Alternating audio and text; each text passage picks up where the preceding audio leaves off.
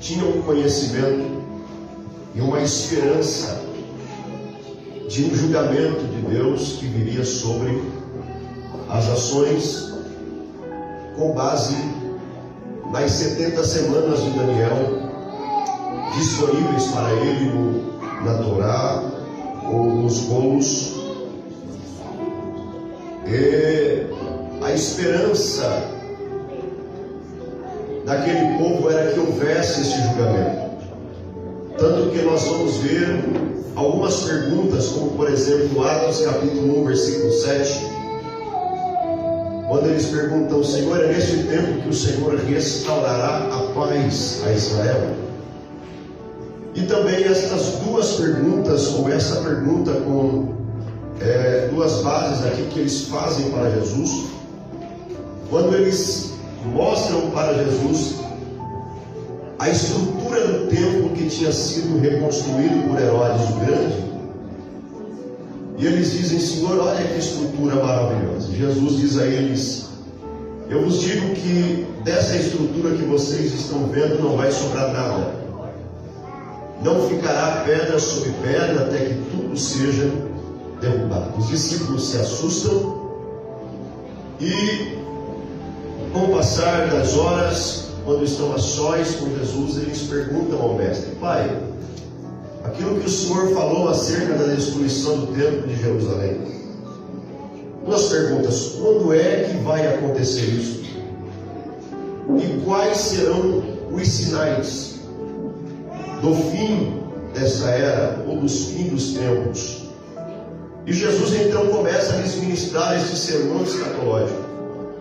Vale ressaltar que Jesus aqui, além de falar da grande tribulação, do arrebatamento da igreja, da vinda do Senhor em glória, e principalmente de como o justo deve aguardar ou aguardá-lo, ele também vai falar nos primeiros versículos aqui acerca da destruição do templo, que se daria no ano 70 depois de Cristo, pelo general Tito, uma grande destruição.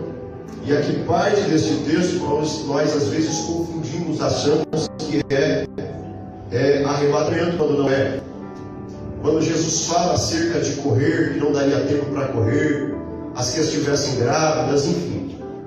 Mas o mais importante para nós aqui esta noite é entender qual deve ser a nossa posição dentro da temática que vocês escolheram, que diz que nós precisamos estar atentos, que nós precisamos estar vigilantes, que nós precisamos viver, como disse o apóstolo Paulo, viver prudentemente, remir o tempo, porque os dias são maus.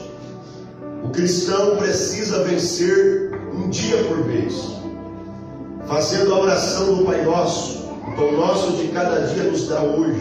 Aleluia. Para cada dia basta o seu mal.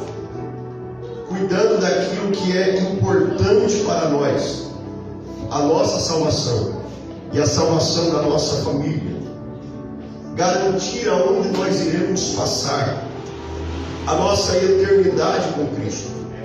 Jesus começa este sermão escatológico para os seus discípulos, e eu fico imaginando que isso não foi transmitido para uma grande multidão. Isso foi transmitido para os 12. E isso é algo extraordinário. Porque a primeira coisa que Jesus fala para quem está atento, a primeira coisa que Jesus diz a eles quando eles perguntam: Senhor, quando é que vai acontecer? E quais serão os sinais? Primeira coisa que Jesus diz: tomem cuidado, acautelai-vos, fiquem atentos primeiro, para que ninguém vos engane, para que vocês não sejam enganados pelos falsos cristos, pelos falsos profetas, pelos falsos evangelhos. A primeira coisa que vocês precisam estar atentos é o cuidado de não se desviar da verdadeira palavra, de permanecer no caminho da porta estreita, de permanecer naquilo que a palavra diz acerca dos tempos, acerca das realizações, de quando vai acontecer, permaneçam na palavra, porque nos últimos dias irão aparecer muitos cristos e até sinais eles farão, e se possível enganarão até os escolhidos. Até mesmo os seguidores de Cristo, se não tomarem cuidado, serão enganados pelos falsos evangelhos, pelos falsos cristos. É isso que Jesus coloca em primeiro lugar, e depois, principiando pela grande tribulação e falando também dos sinais que ocorrerão na sua vida. São eles guerras, rumores de guerras. São eles pai contra filho, filho contra pai. Uma grande crueldade, uma grande violência que se levantará, e é o que nós estamos presenciando nos últimos dias.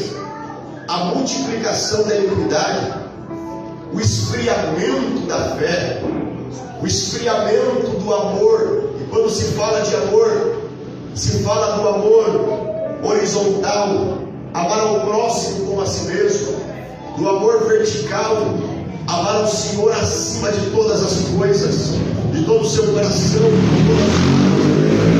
de todo o seu entendimento. O esfriar deste amor, causado pela multiplicação da iniquidade, traz um esfriamento, traz uma grande falta de fé, incredulidade, que impede a ação de Deus, que impede o mover de Deus, que impede as realizações de Deus na vida do homem, na vida daquele que quer alcançar a salvação.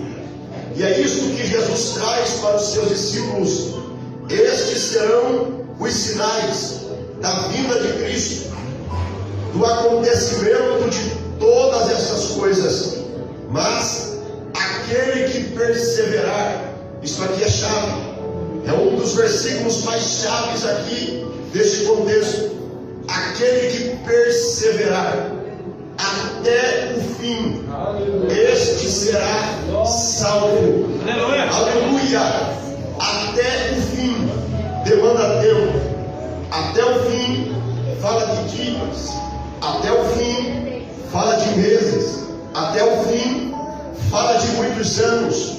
Começar é fácil, o difícil é continuar. Subir o nível de espiritualidade é fácil, o difícil é manter. Acender a lâmpada é fácil, manter a lâmpada acesa é um desafio para aqueles que querem ser salvos, porque os anos, as aflições dos anos, as tribulações dos anos, as degenerações, as corrupções dos anos provam de fato quem realmente ama Deus, quem realmente quer ser salvo, quem realmente se entregou para Jesus de verdade, quem realmente quer morar no céu. E esta é a vitória do justo, como disse o evangelista João, a vitória que vence o mundo. Esta vitória é a nossa fé, o fato de crermos e permanecermos crendo, o fato de acreditarmos e permanecermos acreditando naquilo que a palavra do Senhor nos diz. Uma das coisas mais importantes que Jesus diz no seu sermão, em primeiro lugar, é que, além dos falsos profetas, nós precisamos estar atentos para não estar o que Jesus chama de desapercebidos, desatentos, estarmos à mercê de uma ilusão passageira. Nós que estamos focados na cruz, nós que estamos focados no Calvário, nós que estamos engajados neste projeto de salvação, precisamos tomar cuidado para não sermos atraídos pelo mundo ou pelo sistema mundano que nos cerca. Jesus diz: estais também vós apercebidos. E quando ele diz isso, ele está falando acerca do dilúvio, porque ele diz assim, presta atenção, e não perceberam. Eu vou repetir. E não perceberam. Não perceberam o quê? Por que Noé construiu a arca? Não perceberam o quê? Nem mesmo Noé entrando na arca eles perceberam.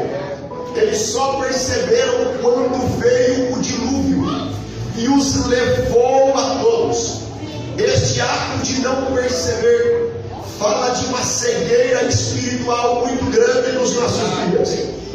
Fala de pessoas que estão envolvidas no pecado, de pessoas que estão envolvidas com as coisas passageiras desta vida, envolvidas com as riquezas, envolvidas no seu próprio ego, envolvido naquilo que é mentira, naquilo que passa, naquilo que é temporário. Mas nós não andamos por vista, diz a palavra. Nós andamos por fé. E nós precisamos estar apercebidos. Glória a Deus. E alguém vai me perguntar aqui esta noite, pregador: será que em um mundo de tantos atrativos é possível permanecer? É possível se salvar? Jesus disse: olhe para cá, ao homem isto é impossível. Na verdade, com tantos recursos, é mais fácil um camelo passar pelo fundo de uma agulha do que alguém cheio de recursos entrar no céu. Porque o homem está repleto de recursos tecnológicos, repletos de recursos que o levam a facilidades tremendas para o pecado. É mais fácil um camelo passar pelo fundo de uma agulha do que alguém ter coragem, como o jovem rico não teve, de abandonar tudo e seguir ao Senhor, mesmo conhecendo os mandamentos, mesmo conhecendo o que os mandamentos falavam. Jesus disse: falta de uma coisa, você tem muitos recursos, vende tudo que você tem, dá aos pobres, vai ficar pobre aqui, mas terás um tesouro no céu. Deus, e Jesus está falando isso.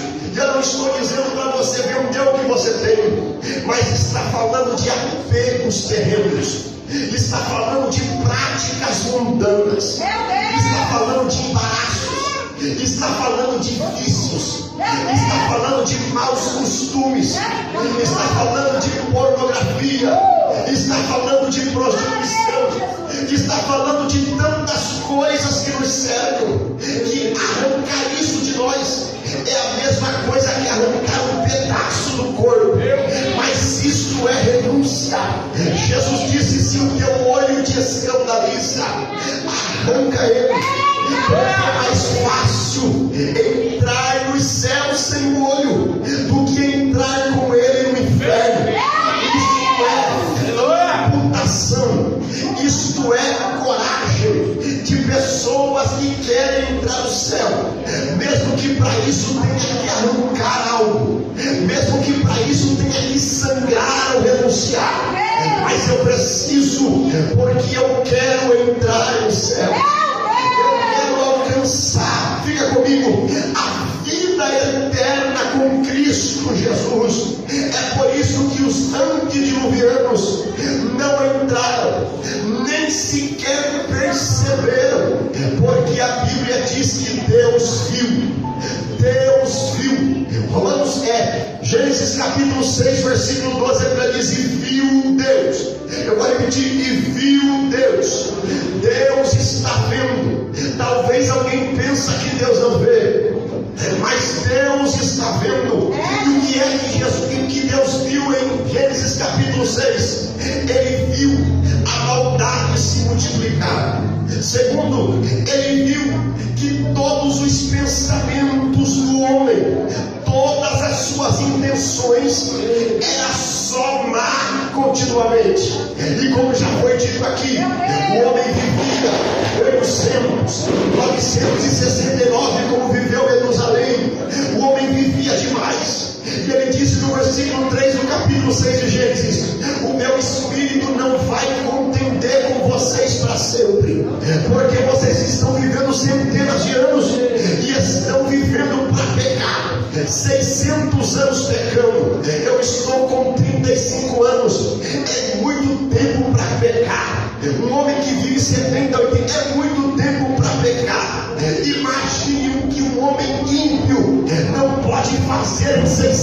anos, pastor, a primeira providência que Deus tomou, olhe para cá. A primeira providência que Deus tomou, Ele disse: a partir de hoje, os homens não vão passar mais de 120. Os dias dos homens serão até 120 anos, porque a primeira coisa que Deus faz com o ímpio é cortar os seus dias.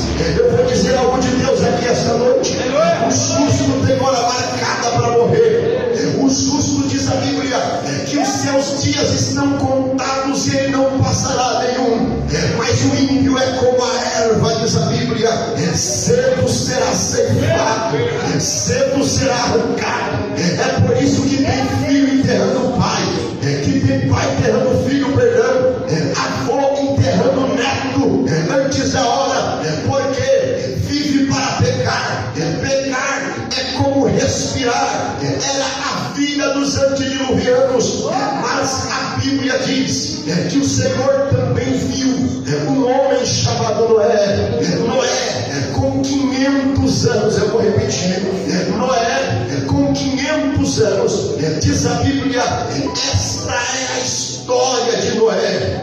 Noé era varão correto em todas as suas gerações, em todos os seus anos. Noé era um varão correto. Noé era bom pagador, pastor. Noé era um homem fiel à sua esposa. Noé era um pai de família exemplar. Noé era tão fiel e justo que ele achou graças diante dos olhos de Deus. Deus olhou para ele e disse: por este homem vale a pena preservar esta terra, vale a pena preservar esta raça. Por este homem. E por que Noé achou graça? Por que Noé resistiu 500 anos? Está difícil para resistir 35, está difícil para resistir 40. Imagine uma terra podre, pecaminosa, adúltera que ele vivia. Os homens tomavam para si quantas mulheres queriam tomar. É igual hoje.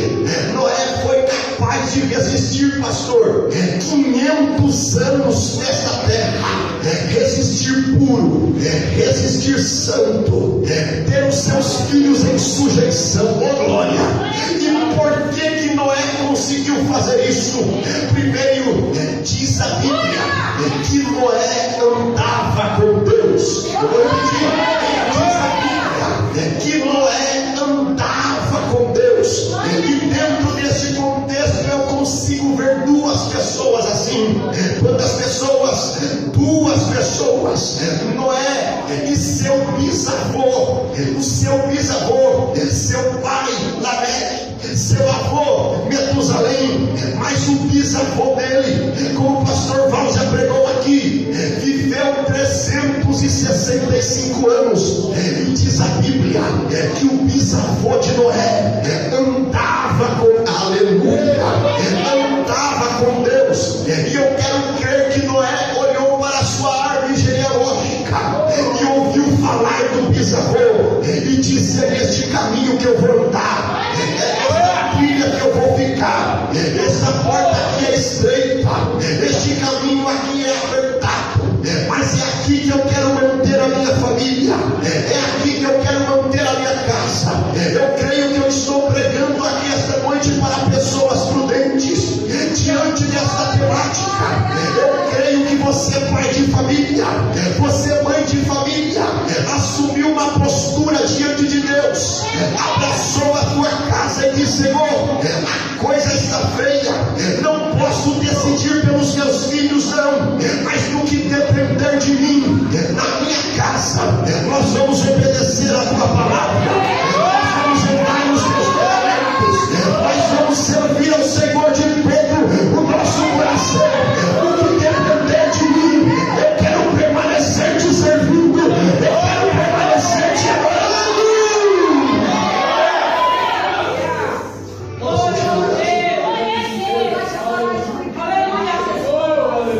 Noé, você já parou para pensar nisso para cá? Noé andava, debate, suí, Noé andava com Deus. Já parou para pensar nisso? O Enoque andou com Deus, diz a Bíblia. Judas disse, o Judas que escreveu a Epístola Universal disse que Enoque era profeta do Altíssimo. É lindo isso, porque ele andou com Deus e o Senhor o tomou para si. Ele é tão íntimo que Deus disse: essa terra não te merece, vem ficar comigo. Aleluia. E a exemplo disso, o bisneto andava com Deus. Isso fala de intimidade, isso fala de proximidade, isso fala de alguém que engancha a mão assim, ó, aonde cada passo eu vou editar, eu vou dar. Isso aqui fala de intimidade, de oração. Isso aqui vai muito além de uma vida religiosa. Isso aqui vai muito além de pregar bem, de cantar bem. Isso aqui vai muito além de ir a cultos. Isso aqui fala de alguém que é santo no público, mas que é santo no secreto. Isso aqui fala de alguém que policia cada pensamento, policia cada palavra, policia cada olhar. Ele está dizendo: me perdoa, eu não sou forte o suficiente, mas me abraça aqui, porque eu quero ser mais santo. Eu quero corrigir hoje os erros que eu cometi ontem, porque eu quero permanecer na sua presença. Tem alguém aqui assim nesta noite? Tem alguém com esse sentimento aqui hoje?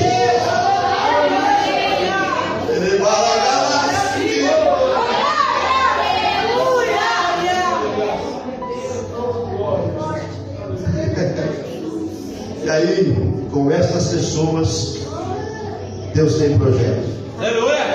Vou repetir. Com estas pessoas, sim, Jesus, Deus tem projeto. Não é, eu vou destruir tudo aqui, mas com você eu estabelecerei uma aliança. E esta aliança é extensiva para a tua família. Vou te dar um projeto. Estou sentindo graça aqui esta noite. Deus tem projeto com famílias aqui. Você pode pegar o peso desta palavra aqui esta noite. Deus tem projeto com a tua família. Deus tem projeto com a tua família. Tudo aqui vai perecer, Noé, mas com você. E enquanto o mundo estava desapercebido, dando-se casamento, não estava percebendo nada, Noé estava ligado. Ligado na onde? No projeto, nas medidas que Deus passou, na altura, nas portas, nas janelas. O mundo está perdido, mas eu estou concentrado na onde? No projeto, em ganhar almas para Cristo.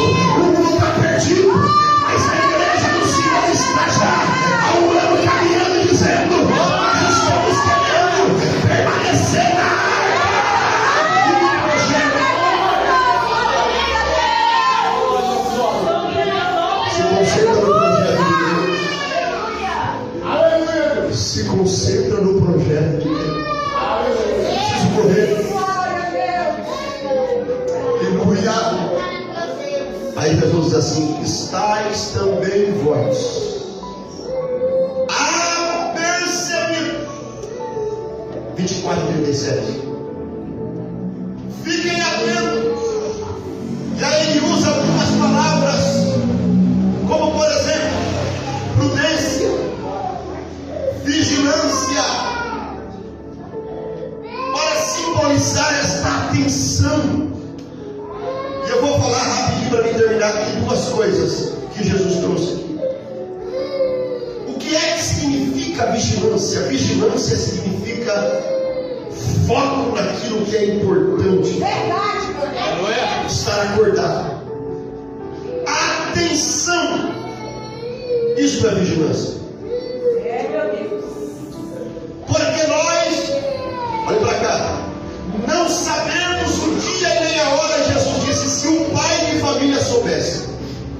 que horas que o ladrão viria, ele estaria precavido. Olha a palavra aí, precaução, prevenção. Mas se ele não sabe, então ele se previne todos os dias, porque o Filho do Homem virá a uma hora que vocês não pensam. O dia e a hora só Ele sabe. Só Ele sabe. Fica aqui, por favor. Só Ele sabe esse dia, esta hora e esta prudência, esta atenção, esta valorização. Isso aqui fora de crente, eu quero que você pegue isso. De crentes que estão esperando Jesus e valorizando de verdade aquilo que o Senhor nos entregou. É isso que Jesus passa aqui para os seus discípulos. Primeiro, ele conta duas parábolas acerca dessa valorização. Por quê? Olha para cá. Você é mordomo. Nós somos administradores de tudo aquilo que Ele nos deu. E o que é que Ele nos deu? Tempo, vida, saúde, família, ministério, igreja, talentos, dons. Tudo aquilo que Ele nos deu é dele. Ele nos deu e Ele vai cobrar. Ele vai cobrar minha família de mim. Ele vai cobrar os dons, os talentos, o tempo de vida que eu vivi na terra. Tudo isso será cobrado. Aí a primeira parábola que ele conta, ele diz assim: quem aqui, olha a pergunta, fica comigo senão você perde. Quem aqui é um servo bom e fiel, confiável, digno de confiança, a quem o seu Senhor constituiu sobre a sua casa? Porque a casa é dele, não é minha. É tudo dele aqui. Ele me constituiu sobre a sua casa. Para quê? Para dar sustento em tempo oportuno. Esse é o servo que ele espera. Aleluia. Aquele que corresponde à confiança. Eu preciso ser o melhor marido que eu puder, o melhor pastor que eu puder na igreja que Deus me confiou, o melhor obreiro que eu puder, o melhor profissional que eu puder.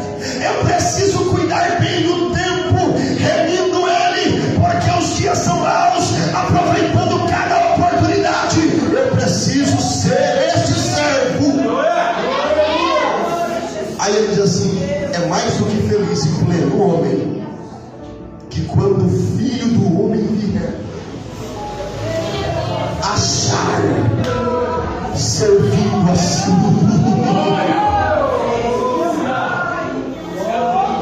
Pastor Paulo, porque ele vem a uma hora que a gente não espera, e quando ele chegar, ele quer me encontrar servindo assim. Com marido, com pai, com obreiro, com pagador, com profissional. Perfeito eu não sou, mas uma coisa eu faço: eu esqueço as coisas que ficaram para trás e prossigo para lá.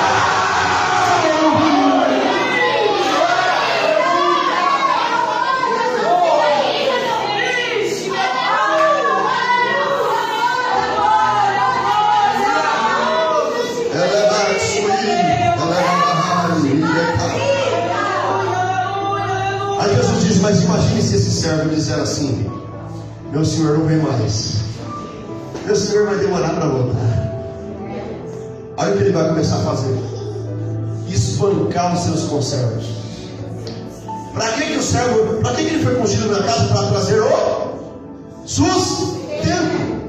Mas ele vai fazer o contrário, vai começar a espancar os seus conservos. Está cheio de crente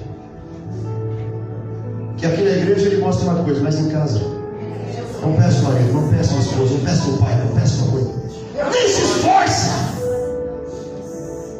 Lá na empresa o nome do Senhor está sendo escandalizado. O tempo tempo dele é desperdiçado todos os dias. Às vezes dorme mal porque quer. Passa o dia em coisas terrenas. O que é que você está fazendo com aquilo que Deus te confiou? Ao invés de trazer sustento, está espancando os seus conservos. Semana coisa Jesus diz: imagina se esse servo começar a comer e a beber com os bêbados. Profano. Você é o servo que ele constituiu. Eu vou dizer o que Deus está mandando dizer. Você está representando Deus aqui na terra. Ele te constituiu, ele me constituiu para representar ele aqui. Ao invés disso, tem gente comendo e bebendo com os bêbados. Virá o seu Senhor a uma hora em que ele não espera e destinará a sua parte. É pesado isso, mas é aquilo que vocês escolheram para essa. É uma palavra que me cura, é uma palavra que te cura, é uma palavra que te renova, é uma palavra que nos coloca no caminho da salvação. Vai, eleva, se ralava, sui, preta, como a sui, eleva, sui. Preciso terminar.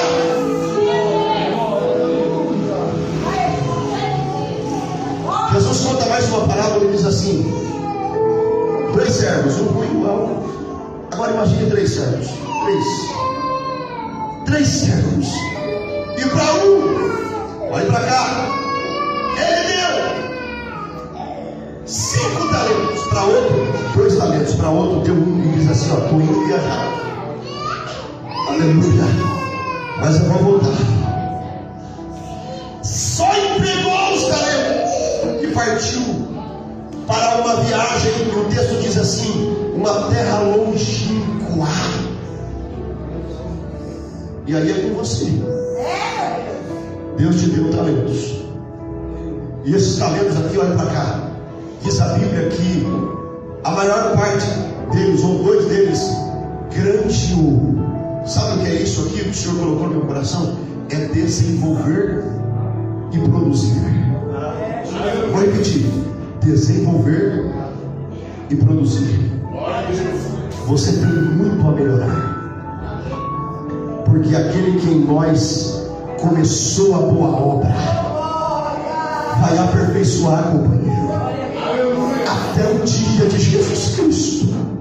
Ele vai nos desenvolver. A nossa capacidade vem de Deus, e o que eu preciso para isso é fazer como estes 2 aqui fizeram.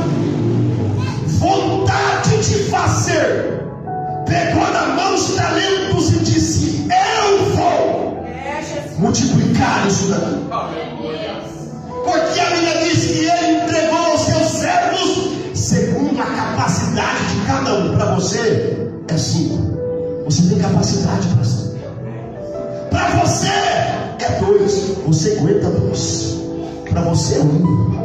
Porque você suporta 1.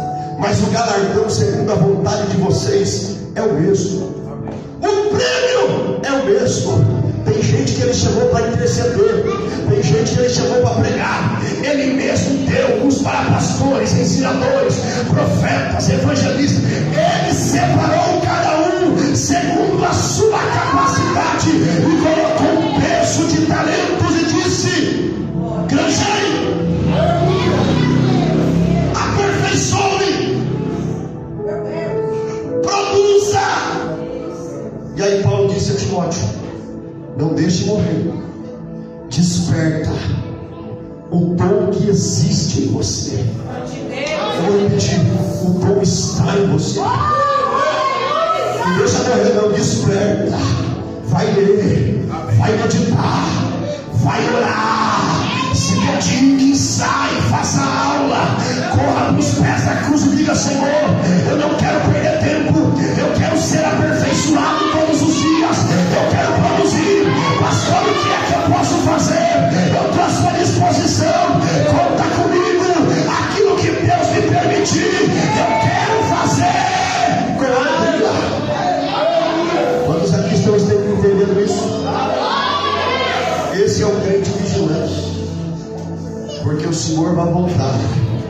E quem granjeou 5 disse: consegui mais 5. Quem granjeou 2? Consegui mais 2. Eita, que alegria! Está aqui o seu prêmio, meu filho, o seu galardão. Mas o que recebeu Disse: eu sei que o Senhor é rigoroso. Tudo desculpa. Eu sei que o Senhor colhe aonde não plantou. Tudo desculpa isso, não vai ter desculpa. Eu fiquei com medo. Tudo desculpa.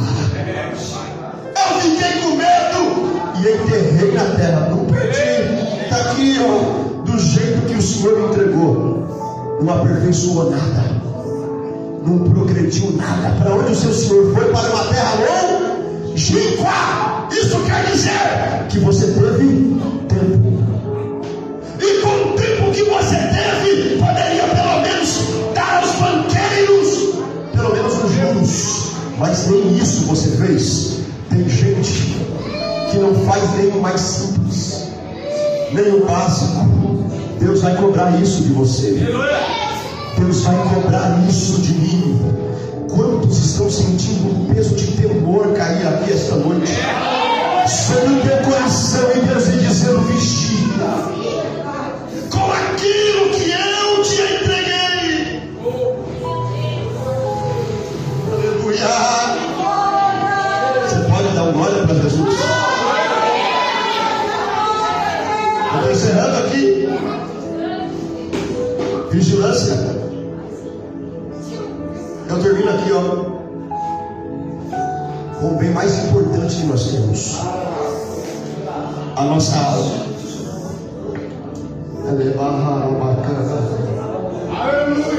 A nossa salvação. E aí eu vou dar conta da minha alma. Minha esposa dá conta da alma. Aí Nós estamos juntos, preste muita atenção nisso. Nós estamos juntos aqui, mas cada um vai dar conta da sua alma. nós podemos estar aqui esta noite, todos bem vestidos, todos bem trajados, Mas podemos estar como aquelas moças que sabiam o que precisava fazer, mas não fizeram. foram convidadas para uma festa e Aceitaram o convite. Todas tinham lâmpadas. Olha, tudo igual, pé de igualdade. todas Partiram na direção do esposo. Todas elas virgens. todas Havia uma diferença. Capítulo 25, versículos 3 e 4. As loucas, olha isso que a Bíblia diz no versículo 3. as loucas Partindo, levaram apenas as lâmpadas. só Versículo 4. As prudentes, primeira coisa que elas levaram, você está lendo aí? Azeite. É a primeira palavra que aparece. Eu vou repetir. As loucas, a primeira e a única palavra que aparece no versículo 3 é lâmpadas. levaram azeite, Não, levaram vasilha, não foram por ir. mas as prudentes, primeira palavra, azeite. Está lendo aí? Segunda palavra, vasilha. E apenas em terceiro lugar, lâmpadas. Azeite é comunhão. Azeite é cuidado com aquilo que é mais importante, é a alma. É o contato de alguém que ainda sente Deus, de alguém que ainda fala línguas estranhas, de alguém que está preparado para encontrar Jesus agora. Porque o cerimonial todo mundo sabe fazer, tomar as lâmpadas, partir na direção do esposo, todo mundo sabe fazer. Agora tem que ter azeite. Mas por que não tem azeite? Tem que ir lá comprar. As prudentes tinham vasilha, reserva. As loucas ficaram no comodismo, levando, empurrando com a barriga. Mas à meia-noite ouviu-se um clamor. E as prudentes e as loucas se levantaram, e as loucas disseram: dai-nos do vosso. pensa que isso aqui é de graça. Dá. Olha que palavrinha bonitinha, não é verdade? Dai-nos dos vossos as prudentes, ide aos que vendem e comprai, porque isso aqui não é de graça. Eu vou repetir, e é isso que está dizendo na sua Bíblia? E como? Porque isso aqui não é de graça não, meu filho. Ter azeite custa caro. Pregador, Jesus já comprou na cruz do Calvário a minha salvação. Ótimo! Mas a Bíblia diz que o reino de Deus é ganhado à força. Desde os dias de João Batista, disse Jesus, se faz violência. Que violência é essa? É soco? É tapa? É chute? Não! É batalha aqui, ó, no campo da mente, com as armaduras de Deus, vencendo o pecado todos os dias, renunciando à carne, se santificando para Ele, tendo uma vida de oração. Não é fácil dobrar o joelho e ficar, não. Quando o sono vem, eu fico. Quando as palavras somem, eu permaneço, porque eu preciso orar. Orar para quê? Para pregar bem? Não. Orar para quê? Para cantar bem? Não. Orar para estar perto, para ser íntimo, para receber força, para permanecer na presença de Deus.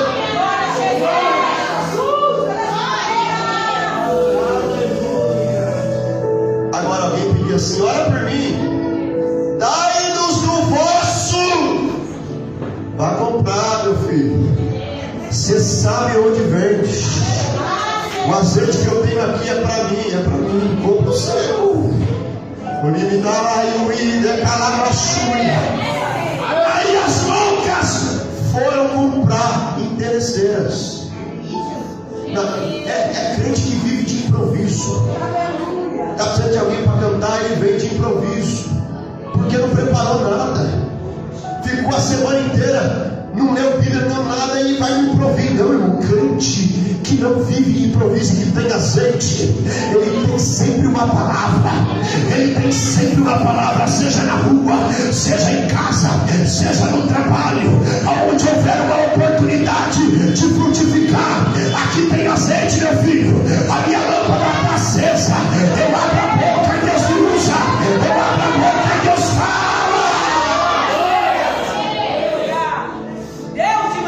Crente que vive de improviso não vai conseguir improvisar no soar da última trombeta, porque quando as trombetas soarem, quando alguém gritou, aí vem, eu termino agora, o esposo sair-lhe ao encontro, diz a Bíblia, as que estavam preparadas entraram. O Espírito Santo gritou no meu coração aqui assentado. Olha para cá. Ele disse: quem não tem azeite, não entra. Levante-se, olha para cá. Tem uma porta que é a porta da comunhão com Deus.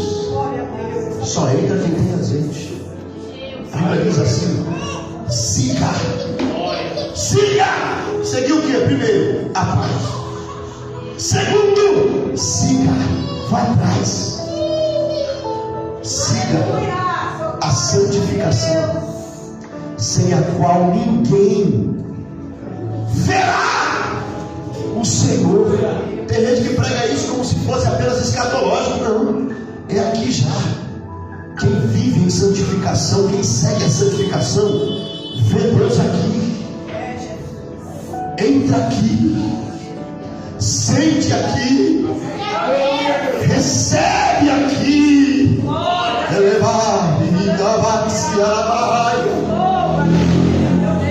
Quem tem azeite aqui esta noite já está dentro, está sentindo a presença de Deus, está vivendo uma vida de comunhão com Deus. Aleluia. Pode estar a porta aqui na terra, pode estar, olha para cá, aqui na terra pode estar a porta do rico, comendo só as sobras aqui na terra. Pregador, A gente está aqui para ir morar no céu. Deus vai te abençoar. Vai. Mas se Ele não abençoar também, o importante é que quando morreu rico e morreu pobre, o que vale é o que tinha aqui. Tem gente que vai morrer e não vai ter casa própria. Tem gente que vai morrer sem um carro próprio. Mas quando fechar os olhos, quando as trombetas soar, o seu corpo será transformado e ele subirá ao encontro.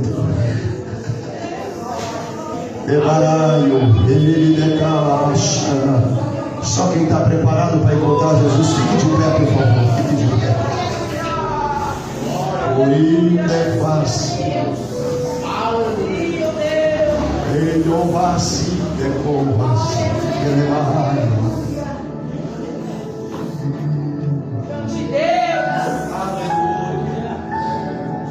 Deixa eu fazer um convite aqui para me terminar.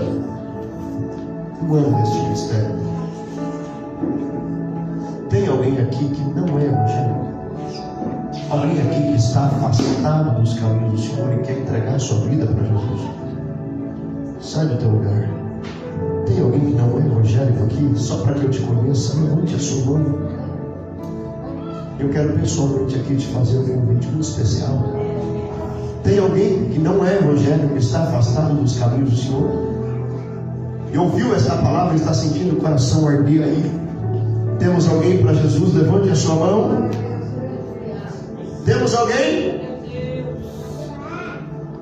Aquela ideia de trazer mais 10 amanhã vai ser bem produtiva, viu? Traga mais 10 amanhã. Se Jesus salvar pelo menos um, essa festa aqui valeu a pena. Deixa eu fazer mais um convite.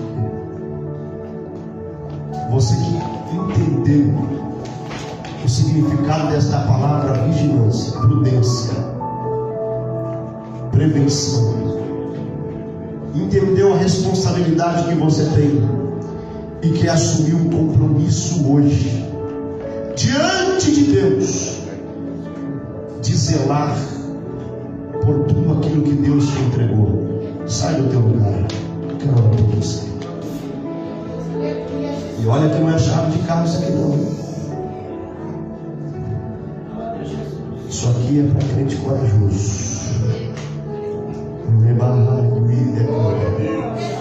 Você que precisa de um renovo hoje. Você que precisa de um abraço de Deus aqui para se manter no caminho. E se Jesus não vier e este ministério fazer 15 anos, você vai estar na brecha ainda. Você vai estar salvo na pessoa bendita de Jesus Cristo. Não deixe você. Eu quero orar por você.